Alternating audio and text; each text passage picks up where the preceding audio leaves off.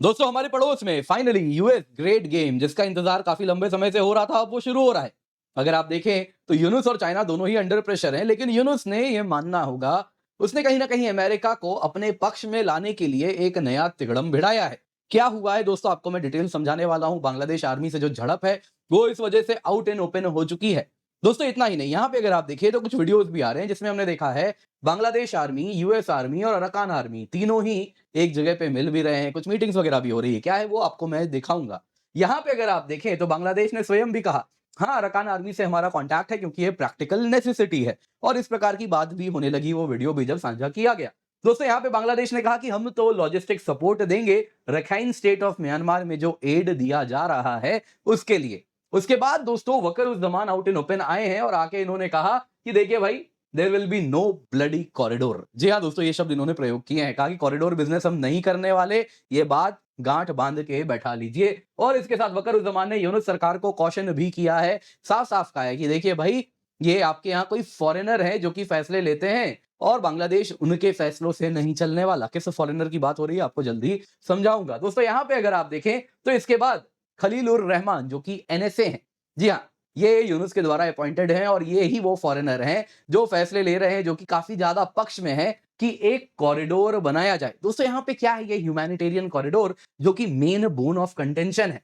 जो कि कहीं ना कहीं जिसको दे के यूएस को अपने पक्ष में लाने का कार्य यूनुस ने कर लिया है। वो हमें जानना बड़ा इंपॉर्टेंट होगा क्योंकि तभी हम इस ग्रेट गेम को समझ पाएंगे। यहाँ पे दोस्तों आपके साथ एक वीडियो भी शेयर कर रहा हूं जिसमें आप देखें तो आपको तीन प्रकार के यूनिफॉर्म दिखेंगे। एक अमेरिकन सोल्जर्स हैं, दूसरे बांग्लादेशी सोल्जर्स हैं, और जो डार्क ग्रीन में दोस्तों वो अरकान आर्मी के बताए जा रहे हैं। और ये कहीं इस प्रकार से निकलते हुए दिख रहे हैं, कॉक्सेस बाजार का ये बताया जा रहा है। आप स्वयं इस वीडियो को देखिए।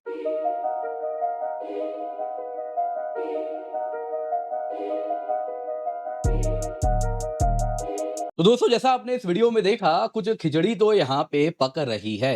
अब दोस्तों जरा आप ये नई कहानी देखिए, आज का न्यूज आपको दे रहा हूं। बांग्लादेश के जो फॉरेन सेक्रेटरी हैं इनको हटाया जाएगा क्योंकि इन्होंने यूनुस के खिलाफ आवाज उठाई थी।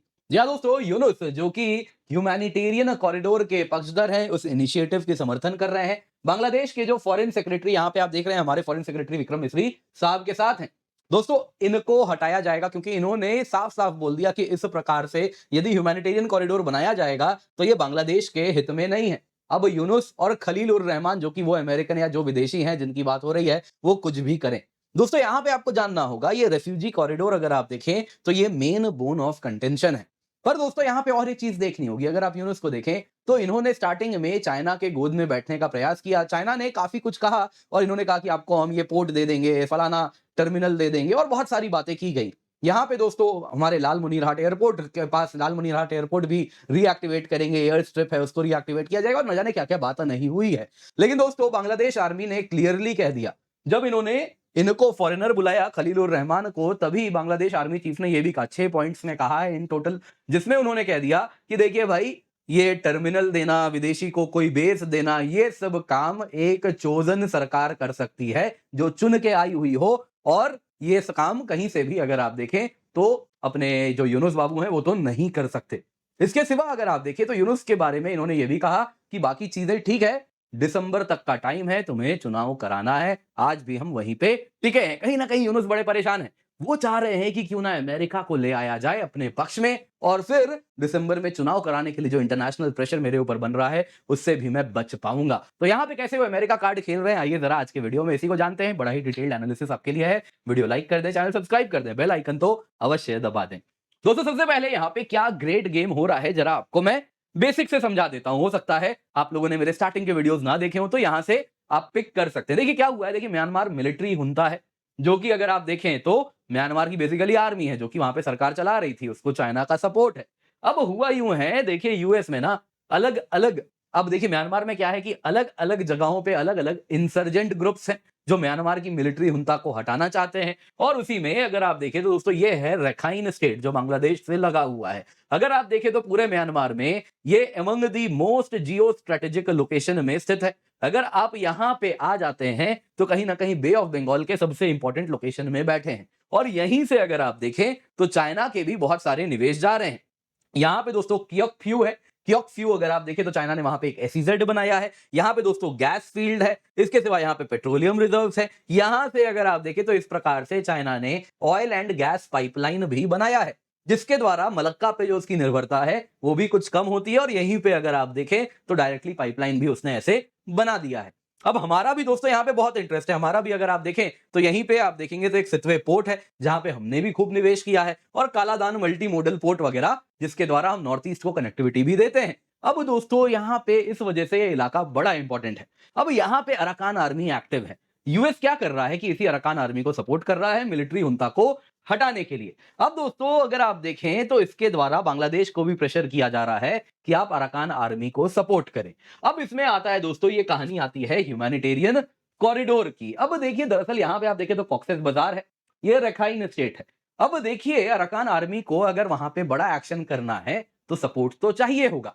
बेसिकली क्या चाहिए कि कुछ ऐसा कॉरिडोर बनाना है जिसमें हम बोले कि भाई यहां तो इंसान चल रहे हैं और उनके आड़ में फौज भेजा जाए, क्योंकि ह्यूमैनिटेरियन कॉरिडोर है, ये रेफ्यूजीज हैं, रोहिंग्यास जो कि वापस जा रहे होंगे। मतलब इस प्रकार की पटकथा तो यही लिखी गई है, स्क्रिप्ट यही होने वाला है, अंदर भले कुछ और हो। अब उसमें दोस्तों कहीं ना कहीं अगर आप देखें तो ये यूएन डेजिग्नेटेड होगा इस प्रकार से, तो ऊपर से एयर कवर भी दिया जाएगा, और वहां पे आप देखें तो कोई गोलाबारी कोई शेलिंग नहीं हो सकती। और उसके आड़ में आप जानते ही हैं अगर युद्ध चल रहा है तो क्या कुछ नहीं जाएगा।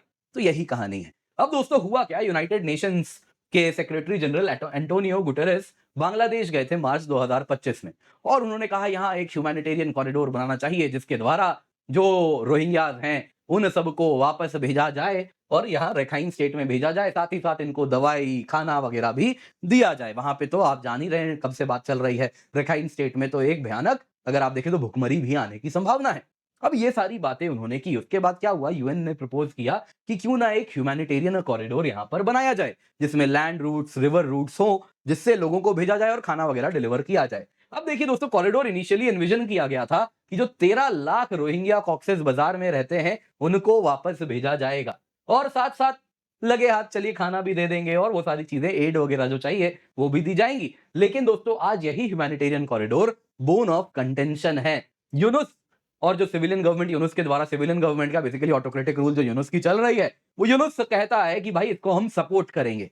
क्यों सपोर्ट करेंगे, उसमें उसके इंटरेस्ट छुपे हैं। वहीं अगर आप देखिए बांग्लादेश आर्मी तो पब्लिकली कह दी है, आपने सुन ही लिया वकरुज्जमान साहब ने क्या कहा, नो ब्लडी कॉरिडोर बिजनेस, साफ साफ कह दिया है, रेड लाइन ड्रॉ कर दिया है। अब देखिए दोस्तों यूएस तो चाहता है ये कॉरिडोर बने।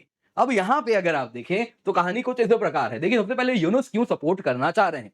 देखिए भाई यूनुस की जो इंटरिम गवर्नमेंट है वो किसके लिए तड़प रही है, इंटरनेशनल लेजिटिमेसी। भारत कहता है चुनाव करके आना फिर बात करना, है ना, तुमसे हम बात नहीं करते, किसी को भी उठा के बैठा दोगे, तुम क्या हो, chief adviser, chief adviser to whom तो बात वही है, टू हुम।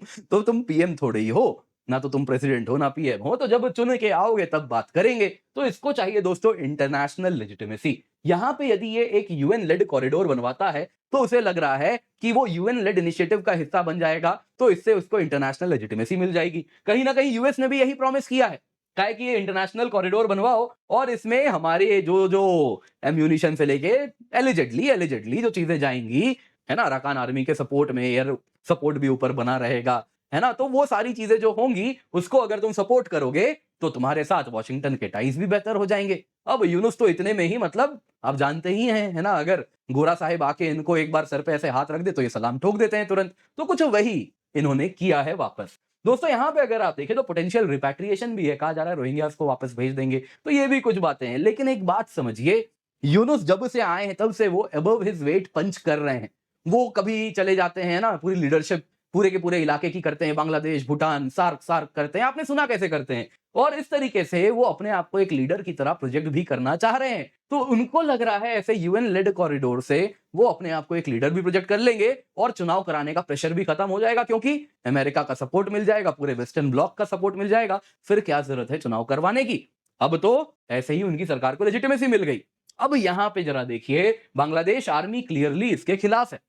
फखरुज्जमान साहब अगर आप देखें तो इन्होंने कह दिया कि देखिए अगर कोई यूएन सुपरवाइज्ड चैनल रहेगा तो वो केवल फूड और मेडिसिन के लिए सीमित रहेगा, उसको हम सपोर्ट कर सकते हैं, लेकिन ये कोई कॉरिडोर वगैरह आप फुल फ्लेजेड बनाने वाले हैं, हमसे कोई उम्मीद मत कीजिए। हाँ, खाना वाना पहुंचाना है पहुंचवा देंगे, कोई दिक्कत नहीं है, मेडिसिन भी साथ में चला जाएगा, बस उतना ही होगा। यहाँ पे कोई ओपन रूट्स नहीं होने वाले जिसके द्वारा लोग मूव करेंगे, फॉरेन ट्रूप्स का जिसमें प्रेजेंस रहेगा, क्योंकि एंड ऑफ द डे क्या है, अगर 13 लाख लोग मूव कर रहे हैं तो उनकी आप सुरक्षा तो करेंगे, सुरक्षा तो उनको देंगे, तो उसमें क्या होगा, फॉरेन ट्रूप्स भी आके बैठ जाएंगे। तो वो सब समझ रहे हैं क्या खेला हो रहा है, वो कभी नहीं चाह रहे यहां फॉरेन ट्रूप्स आ जाए। कारण क्या है, देखिए पहला तो टेरिटोरियल कन्फ्लिक्ट का खतरा बढ़ जाता है। आपके टेरिटरी में यदि विदेशी ट्रूप्स आके बैठ गए तो कहीं ना कहीं आप कमजोर पड़ गए, बांग्लादेश आर्मी वहां पे इंपॉर्टेंट नहीं है, उसकी टेरिटरी में फॉरेन ट्रूप्स बैठे हुए हैं। इसके सिवा कल को बांग्लादेश के बॉर्डर में कहीं और कुछ होगा तो फिर फॉरेन ट्रूप्स आ जाएंगे, फॉरेन इंटरवेंशन का एक दस्तूर बन जाएगा, एक प्रेसिडेंट बन जाएगा। इसके सिवा दोस्तों कन्फ्लिक्ट भी है जो कि स्पिल ओवर के चांसेस बढ़ जाते हैं।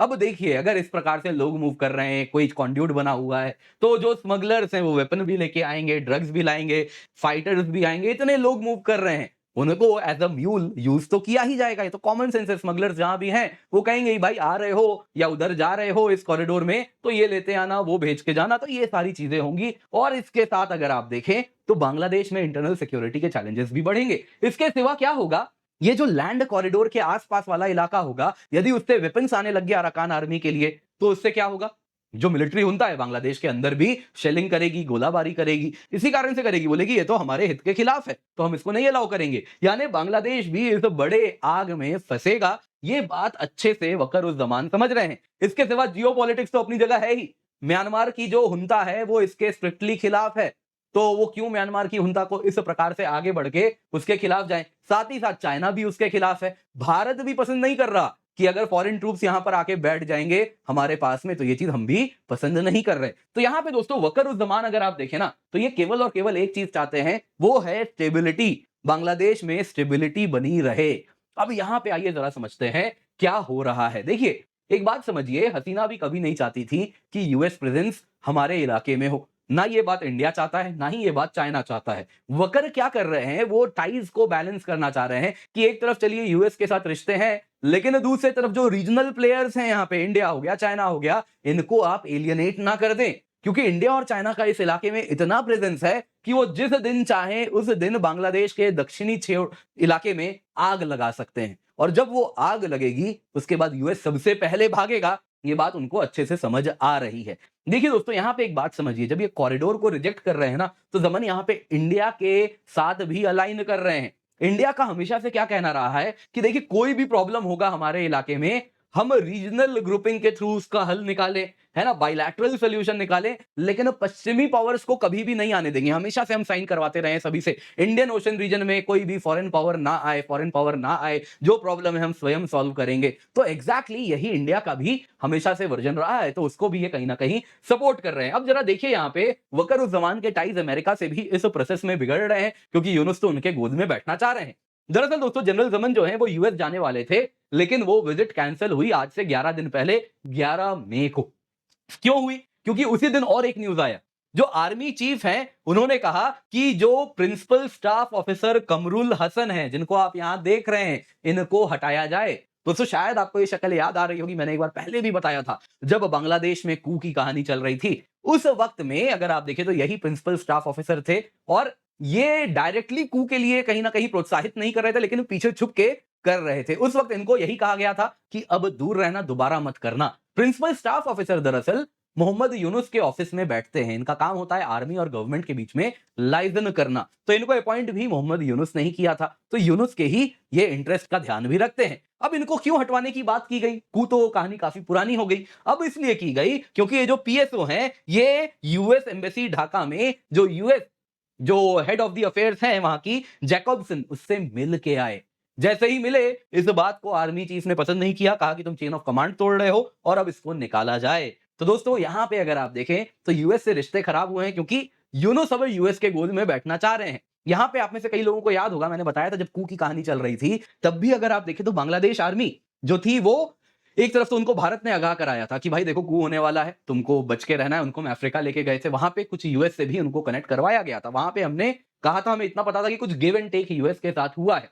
अब दोस्तों वो लिमिटेड गिव एंड टेक हो सकता है, फूड एंड मेडिसिन तक ही सीमित था, जो कि clearly Bangladesh army chief support कर रहे हैं। लेकिन यहाँ पे वो अमेरिका की जो आदत है ना, उंगली दो तो कलाई पकड़ लेता है, तो एग्जैक्टली वही कहानी हो रही है। यहाँ पे अमेरिका कलाई पकड़ के कह रहा है ना जी, पूरा कॉरिडोर बनाएंगे, बहुत सारी चीजें अंदर ले जाएंगे।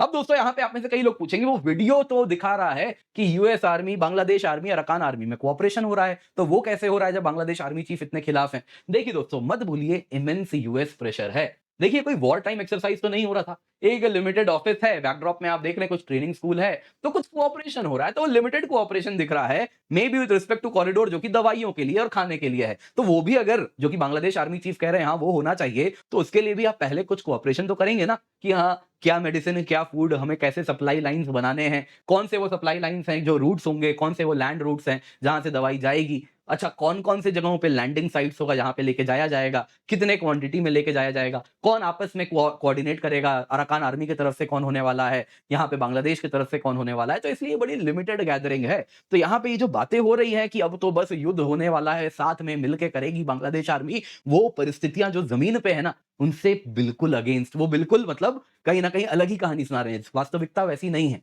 बांग्लादेश आर्मी कहीं ना कहीं आप देखें तो उस कॉरिडोर के बिल्कुल खिलाफ है। उम्मीद करता हूं दोस्तों आपको कुछ क्लैरिटी मिली होगी इस पूरे इलाके में आखिरकार हो क्या रहा है। वीडियो पसंद आई होगी तो लाइक जरूर कीजिएगा। बाकी दोस्तों आपके लिए आईएएस ड्रीम का जो सपना है वो और भी हम आपके लिए फ्लैट 60% ऑफ और 12 महीने फ्री एक्सटेंशन के द्वारा आपको हम और भी आसान बना दे रहे हैं। आप इसका फायदा उठा सकते हैं। इंडिया के टॉप एजुकेटर्स आपके साथ जुड़े हैं। लिमिटेड पीरियड ऑफर है, इसको अपने हाथ से जाने ना दे दोस्तों, ये ऑफर बस खत्म होने वाला है, तो जल्दी से जाएं, जाके इसका फायदा उठाएं। इसके सिवा आपके लिए हम लेकर के आए हैं बिगेस्ट गिफ्ट है दोस्तों, प्रीलिम्स क्रैश कोर्स। आप देख सकते हैं दोस्तों केवल ₹1 में उपलब्ध है। अब दोस्तों ज्यादा दिन नहीं बचे क्योंकि ऑफर कुछ ही दिन तक वैलिड है, तो इसका फायदा उठाएं। कंप्लीट करंट अफेयर्स रिवीजन है, 50 से अधिक मॉक टेस्ट है, ये सब आपको मिल रहा है। पिन कमेंट में लिंक है, जल्दी से जाएं, जाके फायदा उठाएं। Use the code KC10।